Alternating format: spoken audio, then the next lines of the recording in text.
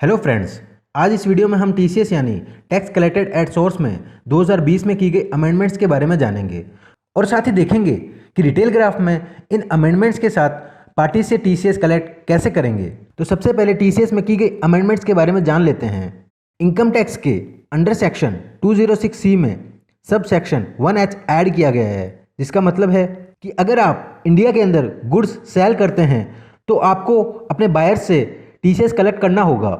अगर सेलर का turnover previous year में 10 करोड़ से ज़्यादा है और वो किसी पार्टी को 50 लाख से ऊपर की सेल करता है और साथ ही बायर ने अगर अपना पैन प्रोवाइड करवाया है तो आप बायर से बिल अमाउंट पर 0.075% टीसीएस कलेक्ट करेंगे और अगर बायर ने अपना पैन प्रोवाइड नहीं करवाया है तो 1% टीसीएस कलेक्ट करेंगे।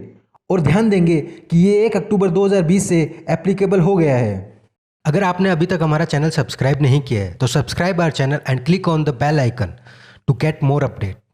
तो चलिए अब हम डिटेल ग्राफ में इसका प्रोसेस समझ लेते हैं। तो सबसे पहले अकाउंट्स ऑप्शन में क्लिक करेंगे। यहाँ पर आप देख सकते हैं टीसीएस रजिस्ट्रेशन। इस टीसीएस रजिस्ट्रेशन विंडो में आप देख सकते हैं कि जो क्लाइंट डिटेल ग्राफ यूज कर रहे हैं उनके यहाँ एक कोटेशन दी हुई है, जैसे कंपनी नेम है, रजिस्ट्रेशन नंबर है, स्टेशन है। ये जो डिटेल्स है इसके बेस पे कंपनी एक पासवर्ड इशू करेगा। वो पासवर्ड यहाँ फिल करने के बाद ही टीसीएस रजिस्टर हो पाएगा। और यहाँ आप देख सकते हैं कि ये 1 अक्टूबर 2020 से एप्लीकेबल हुआ है। करंट रेट 0.075% पैन कार्ड होने पर और पैन कार्ड नहीं होने पर 1% चार्ज लगेगा। यहाँ पे हम टीसीएस कलेक्टेड सेलेक्ट करेंगे और यहाँ टीसीएस पेड। ये डिटेल ग्राफ का वर्जन बाय डिफ़ॉल्ट अपडेट होता है। पासवर्ड फिल करने के बाद यहाँ रजिस्टर पर क्लिक करेंगे। रजिस्टर पर क्लिक करने के बाद अब हम यहाँ मास्टर्स पे आते हैं।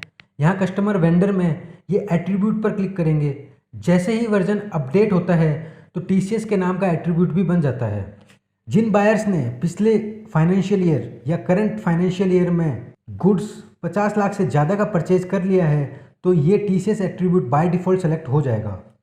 और जिनका करंट फाइनेंशियल ईयर में अगर 50 लाख की सेल हुई है तो उन पे हमें अगर अपडेट करना है तो उसके लिए डिटेल ग्राफ में 2 तरीके हैं अपडेट करने के।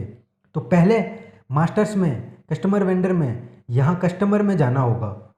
यहाँ पे मैं फर्स्ट ऑप्शन सेलेक्ट करता हूँ और एडिट पे क्लिक करता हूँ। इसमें एट्रीब्यूट डिटेल्स पे जाता हूँ और देखता हूँ टीसीएस ऑलरेडी सेलेक्ट है। अगर टीसीएस सेलेक्ट नहीं है तो यहाँ से मैं इसे सेलेक्ट करके ओके कर सकता हूँ। अब एक तरीका तो ये है मैं मैन्युअली एट्रीब्यूट डिटेल्स में अपडेट करूँ।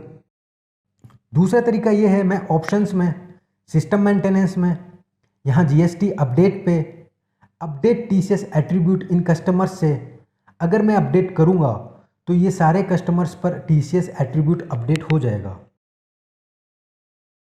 तो टीसीएस बेसिकली इस तरीके से अप्लाई होगा। जैसे मान लीजिए कस्टमर की सेल करंट फाइनेंशियल ईयर में 50 लाख हो गई है।